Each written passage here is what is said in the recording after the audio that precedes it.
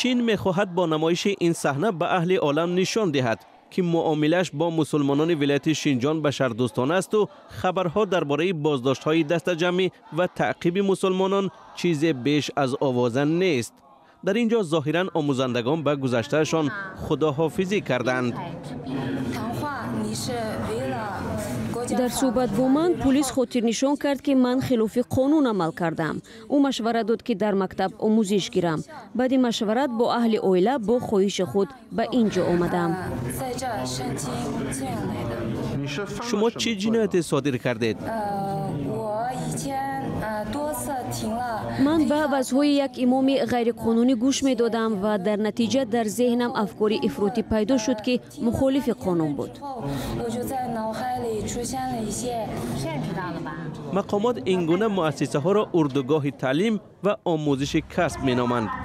در آن محصلین می توانند دانش زبان چینی، ماندارینی، ملکه کاری و حتی رقص آموزند.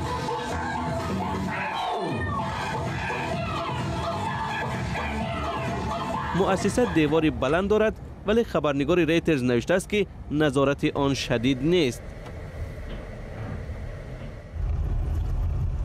اما در یک مؤسسه دیگری که ریترز سال 2018 هم زیارت کرده بود، نظارت خیلی قوی بود.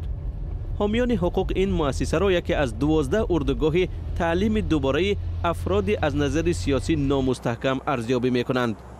به قول حامیان حقوق در این قبیل مؤسسه ها تا 1 میلیون اویغور، قزاق‌تبار، قرغیزتبار و دیگرها طول سالها بازداشت شدند و به گفت بازداشت شده های سابق آنها را در اردوگاه ها شکنجه می کنند.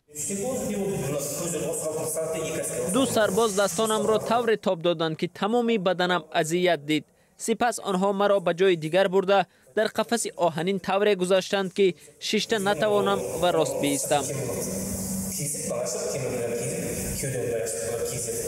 این زنی قزاق‌تبار گفت که 8 ماه را در اردوگاه تربیه دوباره سپری کرده است.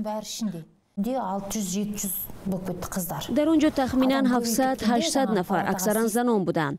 حجره ها سیرودان بودند. در هر کت ما 2 نفری می خوابیدیم. حجتخانه در مرکزی حجره قرار داشت. بسیاری ها بیمار می شدند. اگر قانون را ویران می کردیم ما را برای 24 ساعت در اتاق تاریک جای می دادند. 2 زن از حجره ما برای خویدن سقیچ چنین جزا را پشت سر کرده بودند.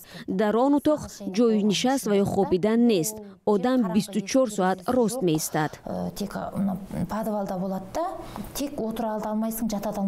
بازداشت مسلمانان در چین باعث به اعتراضات در کشورهای آسیای مرکزی شد.